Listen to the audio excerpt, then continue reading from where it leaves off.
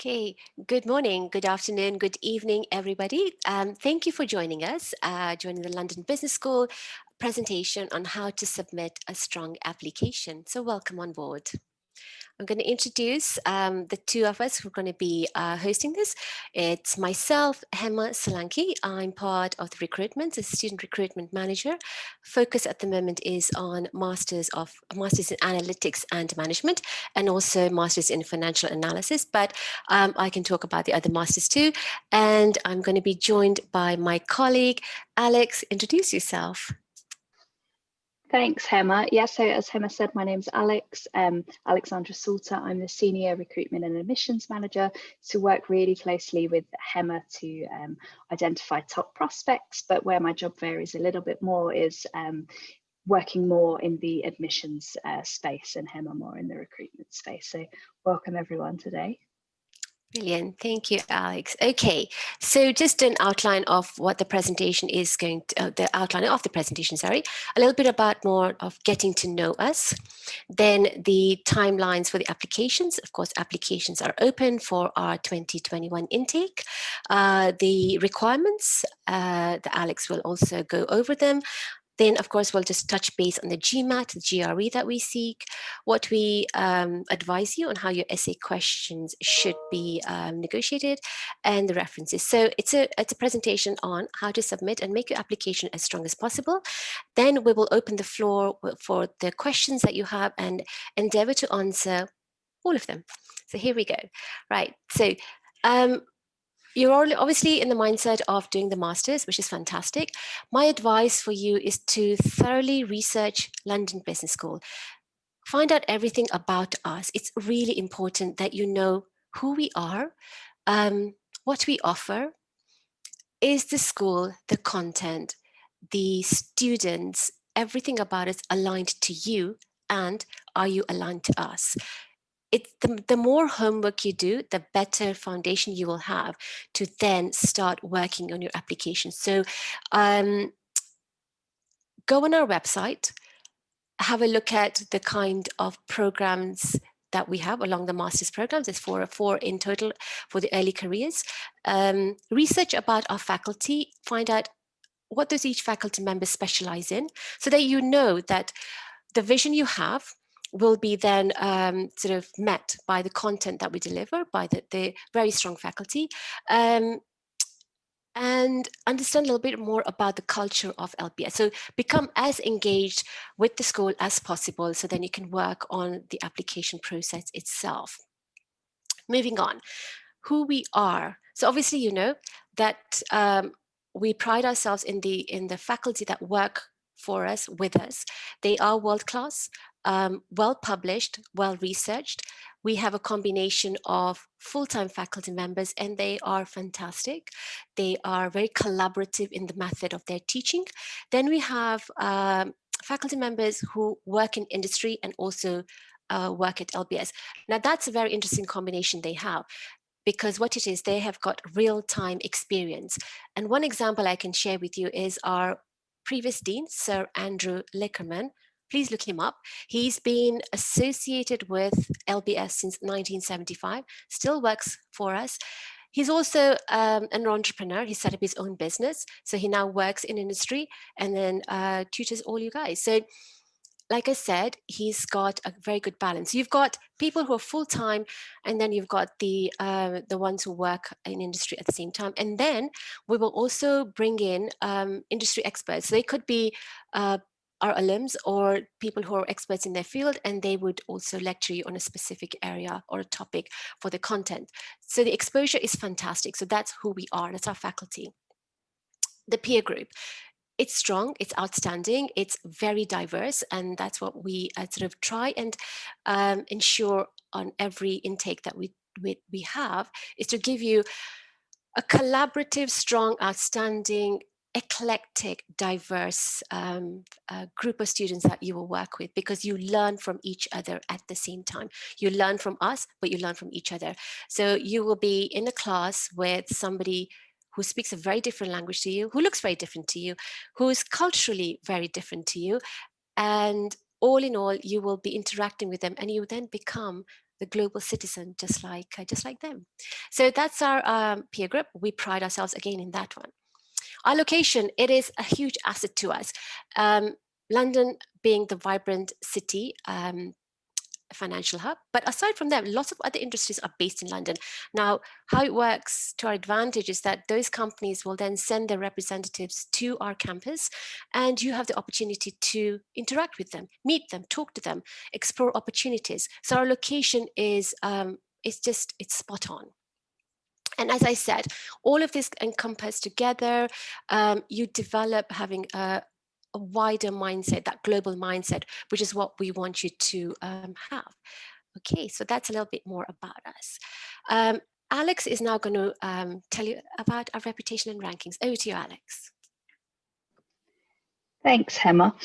So yeah, in terms of reputation and rankings, I see them as having quite a symbiotic relationship. The rankings are kind of an objective external measure of, varying variables. It could be faculty research, our global exposure, and there's kind of a whole host of other inputs and outputs you can find depending on which ranking that you look at. You may have come across us in one of these rankings or across several, and it may have sparked your research journey to London Business School.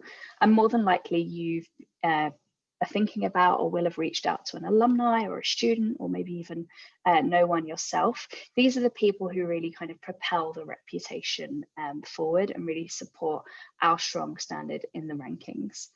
I would say the one thing the rankings have in common, without focusing on, the numbers, because you guys can look that up for yourself, is the fact that it's the global recognition and the global exposure that London Business School receives. It really strengthens our presence on the global stage and solidifies the LBS name and the brand, and helps you to have a global career in that sense. A postgraduate degree, it's a lifetime investment for you guys, and the rankings kind of help to reflect and cement that for you. Thanks, Alex. Okay, moving on. Let's go. Right, so as I mentioned about our studying peer group, now, aside from the early careers programs, you obviously have lots of other career programs, so other master's programs. That's the full-time MBA and the leadership programs. Now, what this is giving you is when you do your electives, you'll have students from those master's programs as part of your class. So you're learning more from them as well. So that's what the degree programs are offering you. 2,200 students and increasing every year, and they're such an interesting mix of individuals, and make sure that you get involved with as many students within, not just within your class, but also in with the clubs that you take part in. This is helping you format and establish your network. So the students, there are lots of them, they're all with the right frame of mind to collaborate with each other, help you out, direct you, guide you, or just become your friends. The other thing that we're also focusing on, we're actually, having success in this, is our percentage of women. Every year, we strive to increase these numbers and trying to get a balance of men to women, and it's working. So all you women out there, get applying, get into the mindset of, yes, I can be part of the LBS cohort too. When we said earlier about the diversity, as you can see, the number of nationalities we have on board, again, that's just exposure that you will have, and you'll be compelled to sort of mix with different people from different walks of life, different countries, etc. The electives, as I mentioned, the electives that there's lots of them. You have to bid for them, but I would say read up about them, get a good idea of the kind of electives we have on offer, so you know what direction to move once you're on board. And the electives are shared, so you will have people from our full-time MBA program, you'll have people from our executive program as well, all of them bringing on board their different approach, so the learning comes from there too. Yes, so this is the outstanding peer group that you will be part of moving forward. So am I right for LBS? As I said, please do your research, ensure that the alignment is both ways. What we look for in your application is the kind of impact you seek from LBS. You have a vision, LBS will deliver it. How do you see the marriage of the two? How do you see the learning that we will give you, the network that we will give you, the access to the mentorship, the careers? How is that going to help you achieve your career goals?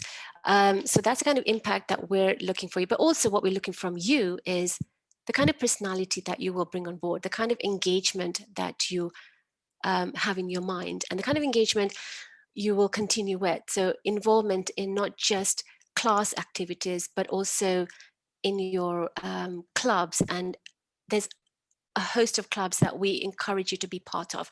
So think about that. Look at the experience that you've had so far in your undergrad and the kind of involvement you've had within your university.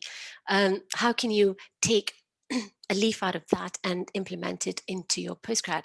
When we say commitment and motivation, so in your application, really show us your motivation and your drive, what it is that makes you to do the one more year post, after your undergrad, to study further. We want to see that. We want to see that drive that's making you consider the masters and considering the masters at London Business School, because the competition is stiff out there, and we want you to shine. So have faith in yourself and share everything about you. With regards to leadership, we want to make all of you into good, sound leaders. So how do you see the learning that LBS will give you to help you get into those medium to high level leadership as you progress post your postgraduate degree? Yes, so that's what you look for. The other thing that we seek from you is your collaboration with others, your team skills. As you progress in your careers, you will be leading teams, you will have people working for you, you'll be working for others. And how do you negotiate yourself? How do you conduct yourself? And how do you bring your whole team together so that you excel, your team excels, and then your company excels? So that's the kind of sort of traits we are looking for. So as I said, think about everything that you've done. How are you going to translate that with the learning we give you, and then how you move that forward? But we want to see that in your application that you submit. Now, a little bit about the background of the masters. As you can see, we've got four.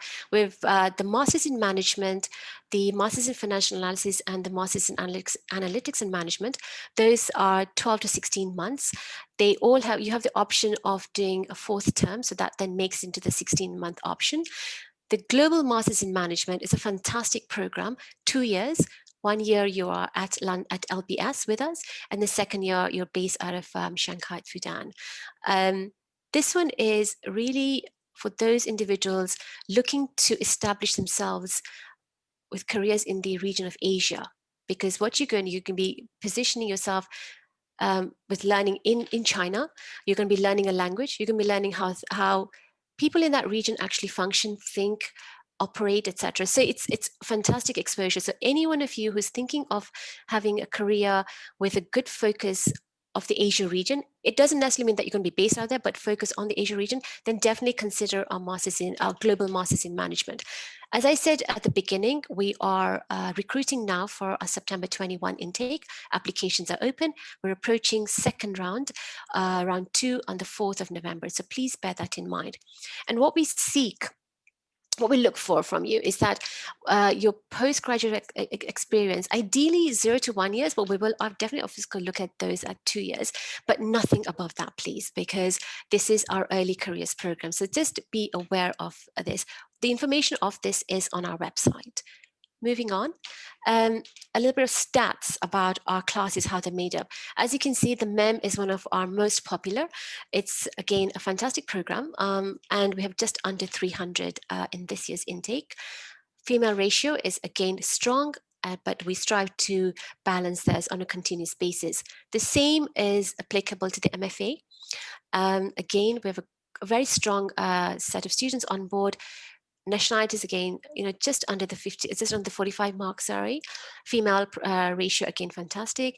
The MAM, the women, the females love the tech, which is great, because it's good to see all you ladies coming on and taking on board the tech arena, which has been dominated by men. So it's good. All right, so it's a bit of a background on our stats over here. Moving on. So now I'm going to hand it over to Alex. Alex will talk you through the application, the frame, the timelines, etc. So over to you, Alex. There you go. Thank you so much, Hema. So yeah, as Hema said, I'm going to take you through kind of application timelines and then some elements that we wanted to highlight that we feel would help you submit a strong application, which is, of course, the focus of our session. And just remember, the Q&A is open for you to type questions. So please just carry on submitting them as you think of them, because we're going to get to those at the end. Hema has seamlessly transitioned to the slide for me. So we have 5 application rounds this year. That's an additional round to our previous years. In terms of thinking of applying, as Hema said, the 4th of November is our next application deadline. To be clear, the dates that you see there are hard deadlines. So if you submit your application on the 4th of November, you would receive an interview invitation on the 19th of November, and you would receive an admissions decision on the 17th of December. Sometimes people aren't sure if they should expect to be communicated with between those timelines, but just to make sure they're kind of hard deadlines where you will hear from us. In terms of competitivity across the deadlines, that's often a question that we get asked. We tend to advise people, to of course submit an application when they feel it's at its strongest. Don't rush yourself at any round. Make sure you've got everything kind of prepared and ready to go. I would say if you are wanting to be considered for a scholarship, or some form of financial aid, such as a bursary application, for example, then please make sure you submit an application in rounds 1 to 4. At round 5, we cannot guarantee the availability of any funding. We also cannot accept any global masters in management applications after round 4, and that's because of the way that we work with Fudan University and the process with the Ministry of Education. So just to make that clear to people that might be interested, but these application deadlines apply regardless of which of the 4 programs you're potentially interested in joining, and we ask that you make an application in the year that you want to apply to us. So in terms of the process, we obviously, from submission, you kind of fall out of recruitment's hands and into the admissions team's capable hands. And what we would be doing is reviewing your application and assessing it for interview. So it's not a case of all applications will go through to interview. So we will be reviewing it between the dates that we've indicated. We'll then get in touch with you via email to let you know if you've been successful to move forward with an interview. Our interviews are mostly conducted by alumni. So around 80% of our interviews at the moment are conducted by a member of the alumni community. It could be someone from your own program, like a master's in management. Occasionally, we use alumni from other programs. For example, in the Masters in Analytics and Management, because it's a very new program, we only have 1 graduating cohort.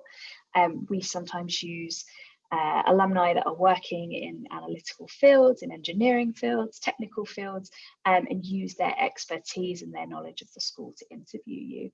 If you do go through to interview, they're competency based. They're sort of around an hour long, and it's a chance for you to find your fit for the school as well. Do you love this alum? Is the story something that resonates with you? Where possible, we try and match you with alums from your the region that you're based in, or your home region, so that you can kind of gain the maximum exposure to what it's like to be someone from that particular region. How can you follow that path as well? And then, a final decision would be communicated to you after that point. In terms of what we require, as Hema said earlier, everything's on the website, so you can recheck this after we've spoken. We have, kind of a handy drop down of all the things that would be required of you. It's an online application form, as I'm sure you'd expect. I would say one of the things that's a little bit different about the way we do things, as opposed to maybe a UCAS application, for example, or a university application, is we have quite a few short answer application questions. So do pay attention to those, as well as the essays that I'm going to cover in a bit more depth in a couple of slides time. I would say, do pay attention to those. We really give you the chance to tell us more about your background. We really want to learn more about you. You'll probably hear a lot that we describe the application process as holistic, and it truly is, in the sense that, we are doing this to learn as much about you as we can and assess your fit for London Business School. So do take your time in kind of reading through some of those questions. I'm going to touch more on the referees in a bit as well, so I won't dive too much into it here, but basically you'll need 2, and I'll just tell you a bit about that later. Essays I'm going to dive into in a moment as well. All of the applications have an essay requirement of at least 2 questions. Some have a third application question as well. GMAT GRE score, you can ignore EA score because that's an assessment for leadership programs only.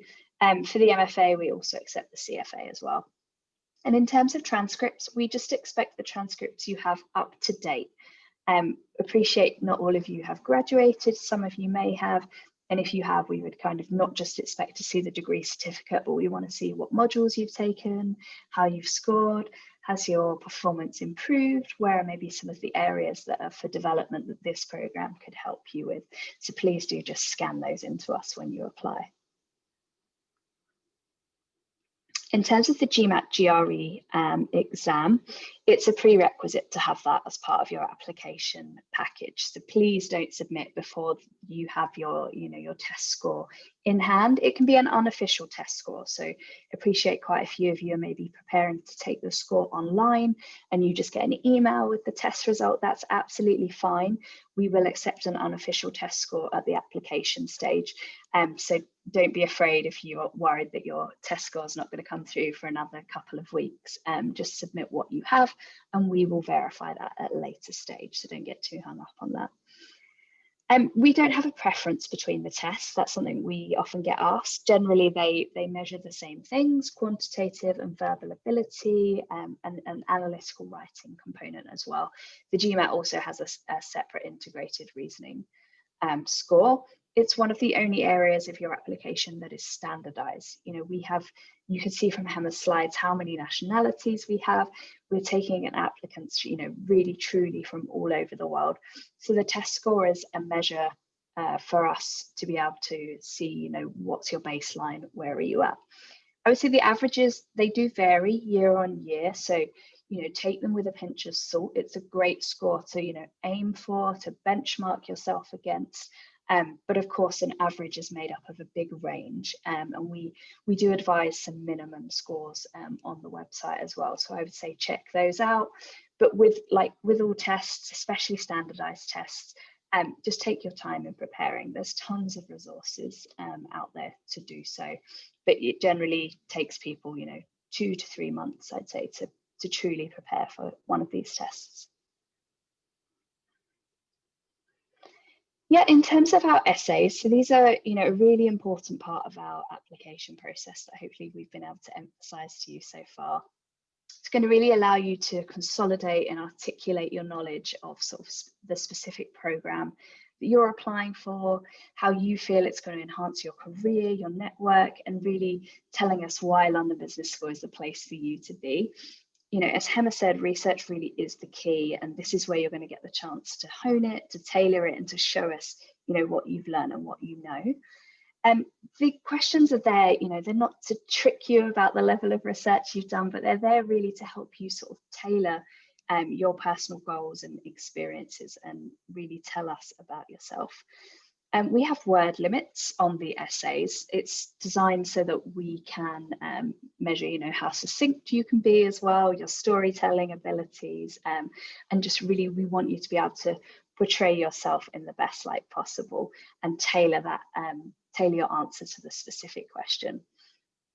The essay questions are going to be personal to each applicant. We often get asked, what makes a great essay? And it's, the content, I would say, that's, well researched, and make sense for the question that we've asked, but there's not necessarily a boilerplate of information that we say that you should put in there, because we want you to be able to sort of showcase yourself, really reflect on yourself, and sort of show your true motivations and reasons for being here. We often hear from sort of former alumni and students that it was kind of the first time that they really took a step back and kind of reflected on their journey so far, and that why LBS was, you know, the next step in that journey. So yeah, take your time to, you know, portray your skills, your knowledge, and your personality to the program of your choice, whichever one it is. You can edit your essays as you go through. We often advise people to, if you're getting someone to context check them for you, to, you know, remove the question, show them the answer, and get them to tell you what they think the question is, so you can truly assess that you've kind of answered that question to the best of your ability. Our student ambassadors are a really great source of knowledge to help you dive into some of the elements of the program that are maybe going to come up in your essays that you're going to want to talk about. So thinking about electives, what it's like to be part of a cross-generational business school environment, and clubs as well. Your essay should really consider not just what you're going to gain as well, but what you can give. So reflecting on your uniqueness, your background, and how that kind of fits into the global community. And the essays are available the minute you open an application. So remember that you can start structuring these, getting your ideas together well in advance. So that's something I would absolutely suggest you do. Another key part of your application will be your references. So our references, we don't ask for a pre-written letter from referees. You'll actually need to put in their contact details, so their email address and their full name. And once this is filled in, we send them a unique link. We're going to ask them questions specifically about you, to really make sure that you're, you know, not picking someone with the fanciest title at the organisation. That's not going to impress us. We really want people that know you really well. It's going to really dive into who you are as an individual.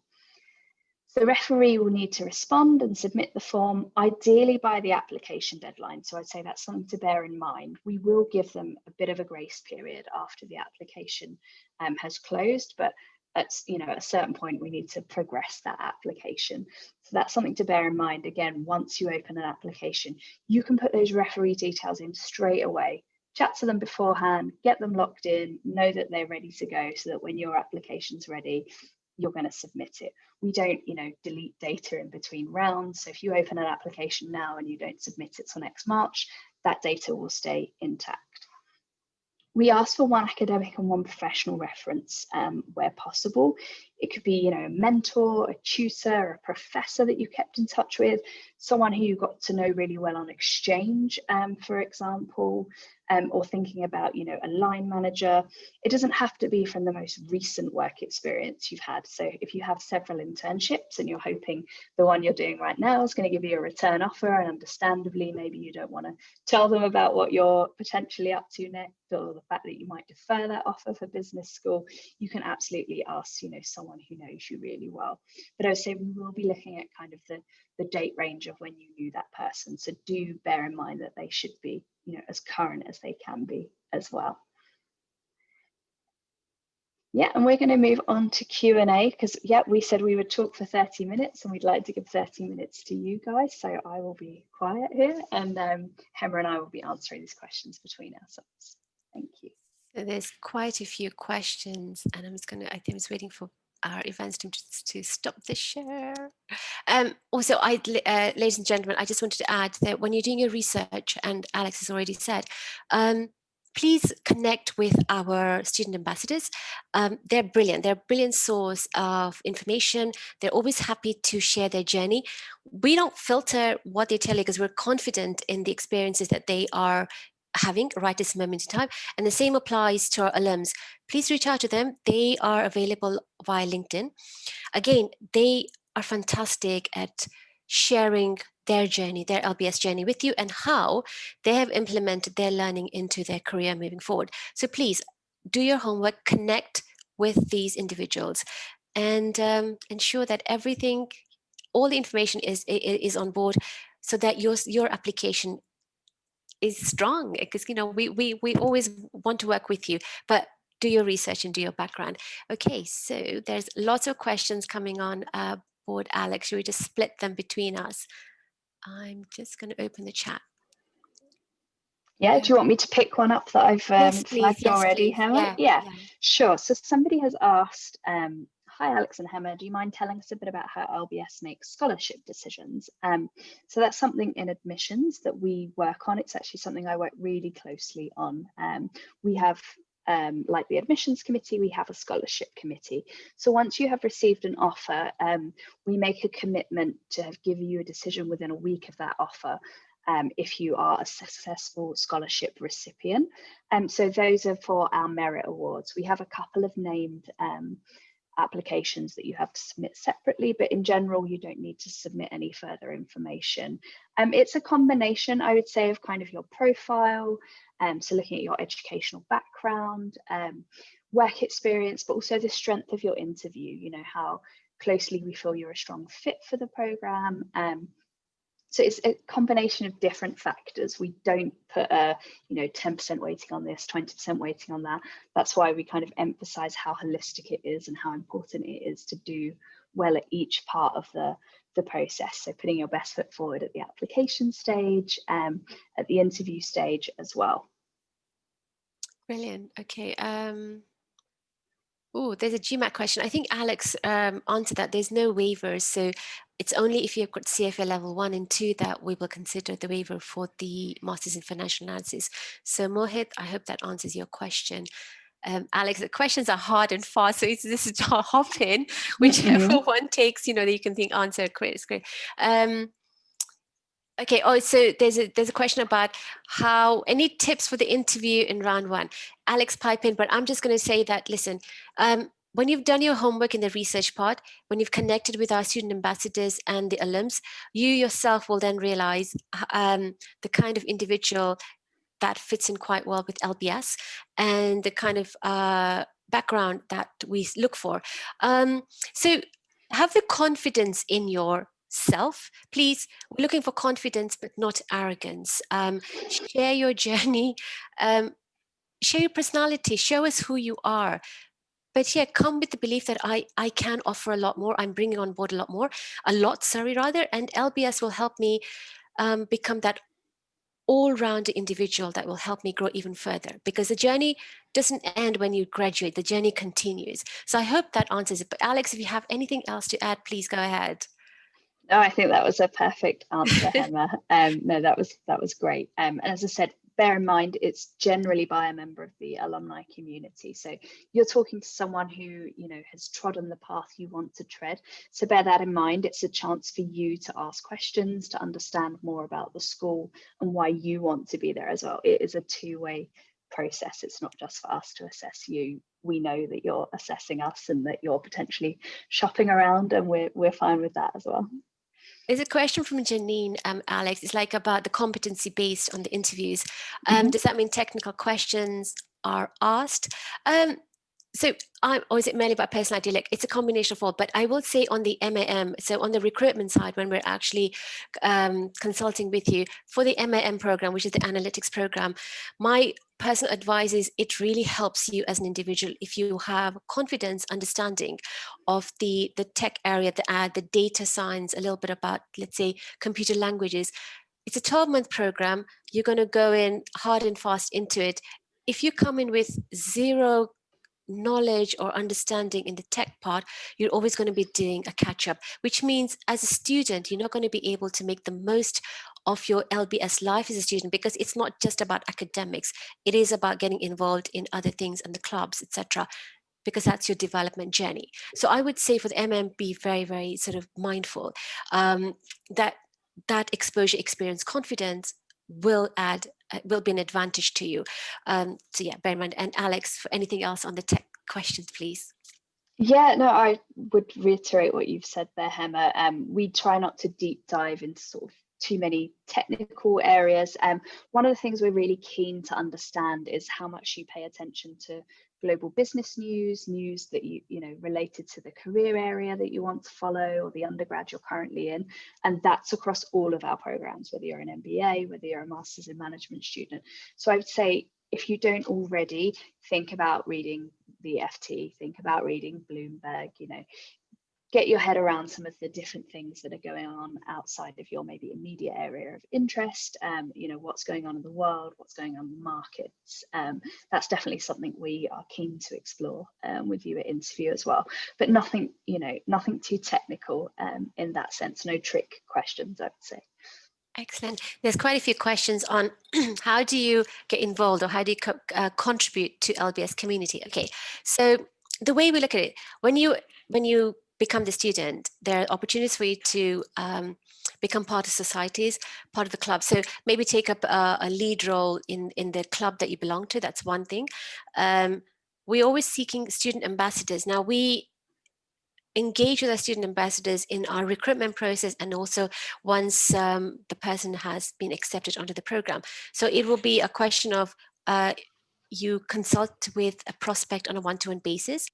It could be taking part in events like Alex and I are doing, but we have more student perspective focused events where the students share their journey, and you then have the opportunity to ask those questions. So that's your involvement in the LBS community.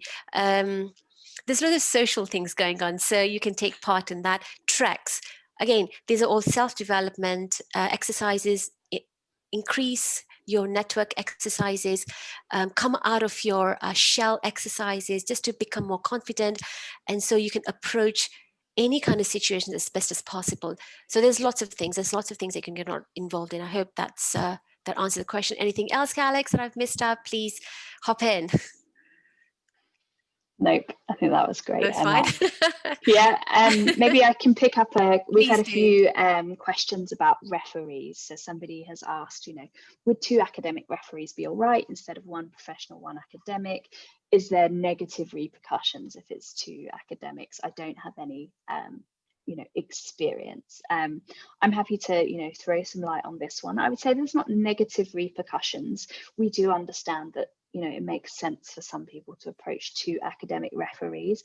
Where possible, I would say consider where you can approach people that can show you in different lights. You know, maybe you're a club leader and there's somebody in the community that could talk about your leadership and teamwork skills, and somebody who could talk about you in an academic light. So I would just say, you know, have a consideration. You don't want 2 referees that are going to, you know, broadly say the same thing about you. So have a consideration as to, you know, who's going to be best placed to show you in different lights. And I would say if you're not applying to the 2022 intake, you have time to get some experience as well. So that's definitely something I would consider. I know it's a tough global environment at the moment. We're seeing lots of applicants come through with virtual internships, you know, even outside of their home countries, which is fantastic to see. So I'd say, you know, try and put yourself out there and make the best of it as well. There's a few questions on the GMAT questions. Hang on. Have you had It's got a, so the question is, do you look at the GMAT quantitative and verbal percentile scores separately? Alex, that's in your domain. Is there like a minimal percentile? It's a question by Chelsea. If you the question is, is there a minimal percentile you can recommend for the quantitative component? As I know, GMAT is used to assess all that. And any sort of light would be great. Thank you. Yeah, absolutely. We do look at the components, you know, separately and in total. Obviously on GMAT, that's easier because they're 2 separate parts and a total score. With GRE, we don't tend to look at it as a total score. So if you got 310 or 260, we are actually very much looking at the verbal and the quantitative scores. If you download the student directories, they'll give you an idea of what the averages are. So for the GMAT and the GRE, in the verbal and in the quants. So that's, I would say, a really good starting point to, you know, benchmark where you're at. Generally GRE, we're looking for like 160, you know, minimum on either of the score bands. That's out of 170. But with quants, it's generally a bit higher than that, generally 164 as a minimum for the Masters in Management, higher than average for that for the more quantitative programs. I would say with the GMAT, alarm bells start to ring if there's a quant score of 40 or below, that's when we might question, do we think you could cope with the rigor of the program? But that's why it's really important to have things like your transcripts as part of the application. Not everyone's brilliant at standardized testing, myself included. So that's why the transcripts then become important, because we want to see what experience you've had potentially that could, outweigh a GMAT score that's maybe not as strong at that particular point. Brilliant. Sorry, there's a question here from Serbi. The question says, do you know anybody? Do you know anybody who has previously attended LBS? Do we mention only somebody we know closely, or even the alums we may have connected with on LBS? I think it's good to mention the alums that you've connected with, because it shows that the kind of engagement path that you've taken. So definitely make reference to it.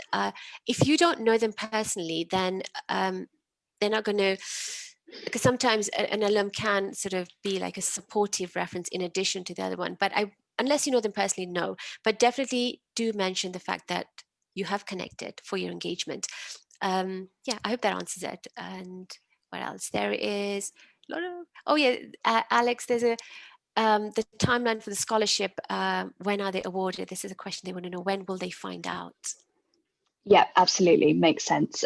Yes, scholarships, as said, in general, we commit to turning them around within 1 week of offer. So when you view the offer deadlines on the website, when you get that offer, you'll actually receive a further access to a microsite and something else that we are developing that's exclusively for admits as well.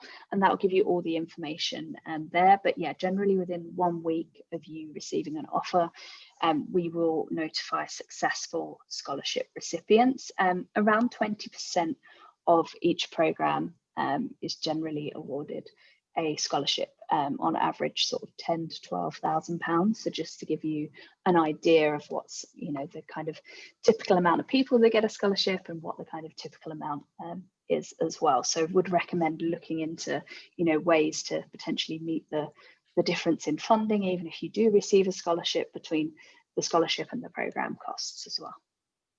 Okay, there's a question from Naga. Is the MAM class restricted to 80? No, we've taken a little bit more this year because it was very, very popular. So please don't be hinged on that.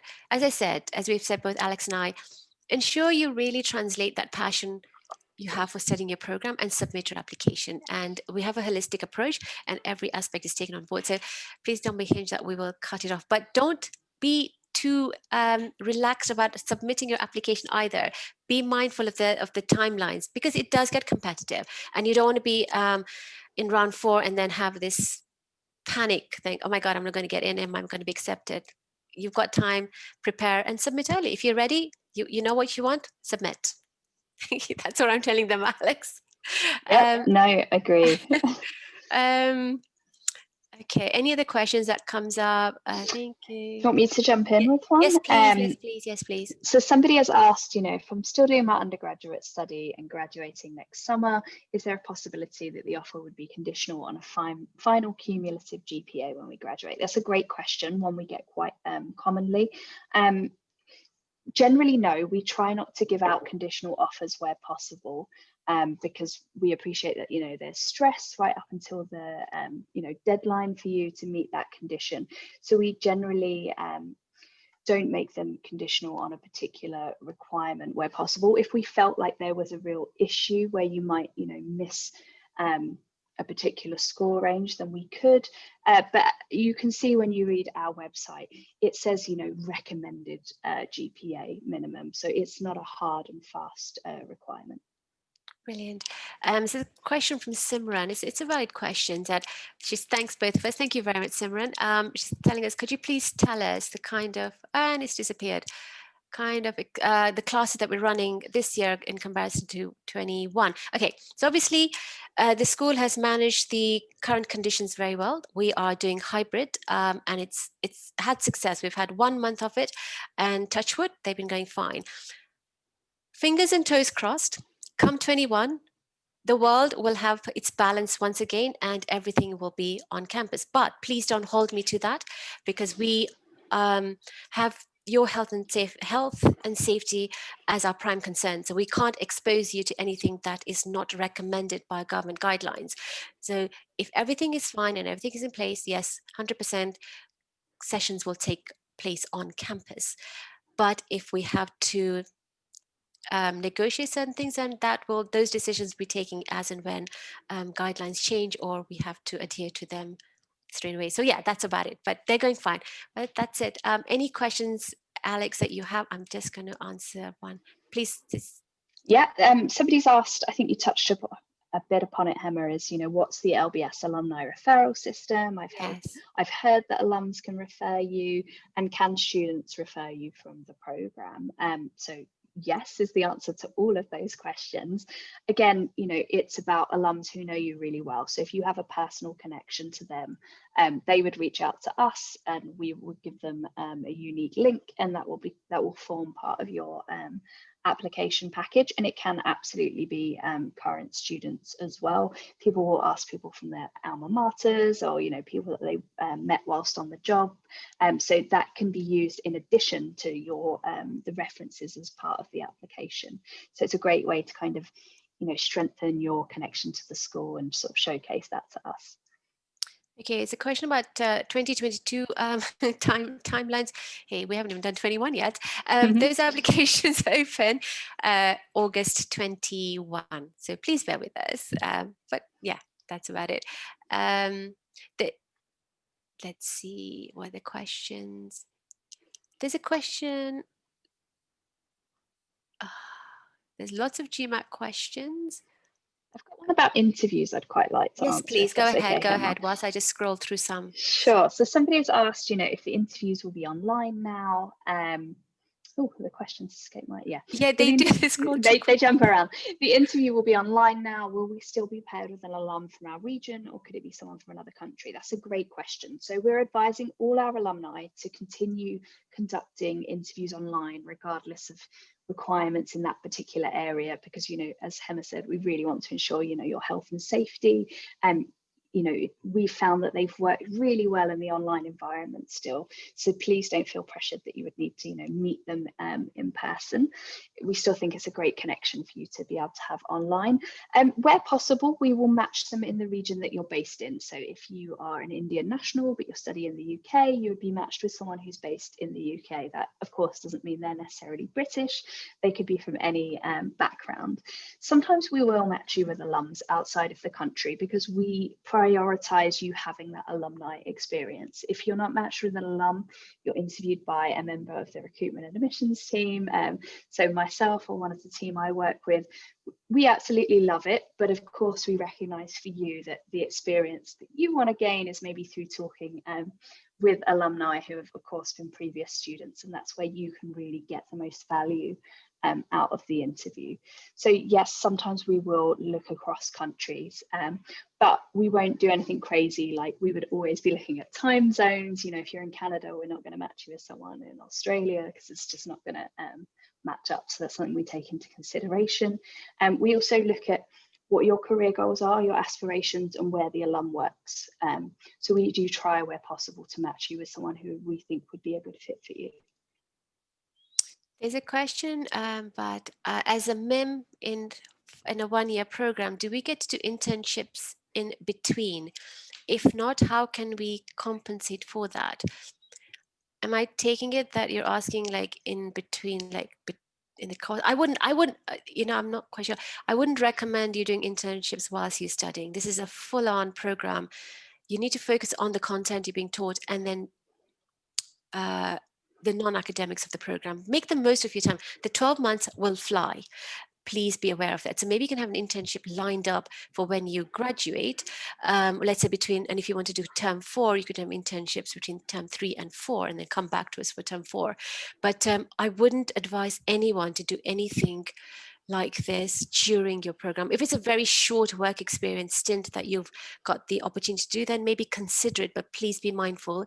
The program, you've invested in it, you must be focused on that, because you want to make the most of that time and put your energy into it. But yeah, I hope that answers it. Any other questions that really spring out to you, Alex? Please hop in. Yeah, somebody has asked about elaborating on the exchange and what the fourth term is. They've specifically said for the MAM program, but maybe we should make clear that this is an option for any program except the Global MIM, because of course the second year you're going on to Fudan in Shanghai, so you won't be able to go on an exchange in the first term. But maybe that's something you want to touch on, Hema. Sorry, I was reading a question, just ask me that So question. I can totally take it. Yeah, so somebody's asked about sort of exchange and fourth term options, but specifically for the MAM program. So I was just saying, you know, they are available across all of the programs. Yes. We have exchange partners across the world. So in the US, like NYU Stern, for example, WHU in Germany, Singapore Management University in Singapore. You get the gist.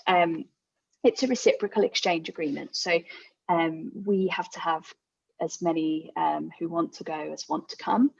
So it's not always possible to secure your number one option. But it's a great way to, because some schools have different specialisms that we don't offer, or things that, you know, are a little bit different. So we would look that you wouldn't be doing any sort of, you know, repeats of core or elective courses that you've done at LBS. Or if you stay on till the fourth term, you would do 3 electives at London Business School. Brilliant. Alex, there are questions on gifts at, that coming up. And do you want to take that? Yeah, sure. So just to explain what gifts are, because LBS loves acronyms, I would say that's one thing you'll definitely learn if you join us, that there's an acronym for everything, including the programs. So gifts are global immersion field trips. So these were formerly travel programs, not just purely for travel, but sort of business oriented opportunities to go to locations like Silicon Valley, to go to Johannesburg, to go to Israel. At the moment, because obviously of the global situation, it's not possible to offer the travel option.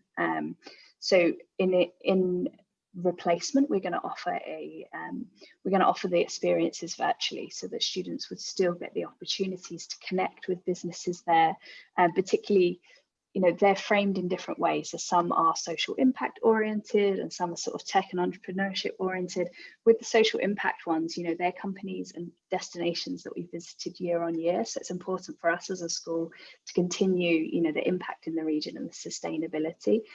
So we will be offering them as a virtual experience at the moment. And that's the, you know, the plans kind of going forward. But as we have more details about, you know, what may unfold next year, as Hema said, we'd love to, you know, get immediately back to normal, but we appreciate that might not be feasible straight away. But do keep an eye on the website. We have a specific coronavirus FAQ page, like I'm sure most places do these days, and we'll keep that updated in terms of what's going to happen going forward.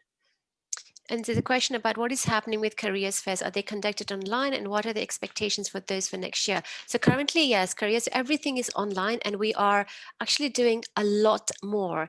We are in overdrive at the moment, and you're getting a lot of information, a lot of research-based events taking place across the board, and our careers team are working so hard to ensure that they deliver. So for this year, yes. Expectations for next year, that's $1 million question. I don't know. I mean, listen, we will try and give you everything on campus as long as we're allowed to. If not, then we've just taken everything onto these various platforms, and we will endeavor to give you everything possible, all the information, if not more. So I hope that answers your questions. But yeah, I cannot, and none of us can tell you what it's going to be like in 6 months' time. Unfortunately, I hope that's okay. What I'm going to say, I'm going to share an email address for you for any other questions, because I know there's lots of questions here which we're not going to be able to answer fully. The email ID is masters, plural, masters@london.edu. That's the main one. Drop your question in there, be specific, and then the team can direct the answers back to you. If you have very, very specific question about a program that you know you're going for, it could be, if it's a master's in management, it'll be mim@london.edu. If it's master's in financial analysis, then the email ID is mfa@london.edu. And if it is master's in analytics and management, then it is mam@london.edu. So MIM@london.edu, MFA or MAM depending, but it is always at london.edu. Any general questions, you can direct them to masters@london.edu. I hope that helped, because I know that we are in the last few minutes of our presentation. So, and reading questions and answering, it's like, ouch. But so apologies if I cannot, or if Alex and I cannot answer your questions completely, but please do drop us an email and we'll come back to you. Or else, anything else that's grabbing you that we haven't already touched on? A few people have asked about sort of logistics in terms of their applications, like which documents, official, unofficial, you know, I'm not from an English speaking country, what do I need? So maybe I'll just chime in with a couple of answers there. So we had someone ask, you know, I'm not from an English speaking country, but I did complete my undergrad in the UK. Is it correct I don't need an English language level test? Yes, that is correct. That is applicable to anyone who did a degree of 2 or more years in an English speaking environment. So it doesn't have to be in the UK, of course. A country like India would be eligible for that as well, because of their degrees would be taught in English. It's something that we would look out for on your transcripts. Somebody's also asked a bit about, you know, can I submit unofficial transcripts for the application? Absolutely, yes. At the point you receive an offer, and as we're heading into the sort of final hurdle of getting you through the door as a student, that's when we kind of expect your official transcripts and to be able to see them. But it's okay for them to be, you know, sent to us via email. But otherwise, yeah, just upload unofficial copies onto your application. That's absolutely fine. What else? There's a lot of GIFS questions. Fourth term. The question is, by doing the fourth term, does that give you an advantage? I think it's a very personal thing. If you feel, sometimes people do the 12-month program and still feel that I haven't had I haven't been able to be a student as much as I wanted to. And I think I don't want to enter the real world. That's one way of looking at it. The other one is I still want to learn a little bit more, and maybe I have an opportunity to study more and then do an internship. So then I have more clarity in the kind of career path I want to head towards. So it's a personal thing. Does it give you any advantage? It can do, it cannot do. It all depends. It all depends how you see the path going forward. And if you feel additional learning is really then going to give you the added benefit and added the stronger foundation, then do it. Because just bear in mind that you're not going to have the opportunity to keep studying whilst you're working. So this is your time. So the additional 4 months, is it going to have that huge impact? If it isn't, then do it. Why not? And enjoy being a student, because you don't get that all the time. Hema, I can think of one particular advantage just to please chime go in ahead. with. Yes. So one of the reasons it can be really useful is, particularly in the UK, some of the application requirements for internships can be quite stringent in looking for people that are penultimate year students. As a 1-year student, you obviously can't claim you're in the penultimate year because it's 1 year only. If you were really wanting in earnest to secure, you know, a banking position in London, and the requirements are really strict, it's penultimate year students only, but it's your dream company, then in good faith you could apply for that. Because then we would expect you to come and do the 4th term or go on exchange. So you could legitimately claim you were a penultimate year student. So that's one of the advantages and reasons that we do offer it, as well as the additional, you know, the additional learning, your chance to, you know, carry on being a student, get a different global perspective. But that's sort of one distinct advantage I would say that has. Brilliant. Thank you so much. Thank you so much for that, Alex. And I hope that answers all your questions. I'm sorry that we're not being able to do everything, but we do need to wrap this session up. Once again, I'm going to say thanks for taking the time to listen to us, and thanks for submitting your questions. And we look forward to receiving your applications and working with you from there on. Thank you. Thank you very much, everybody.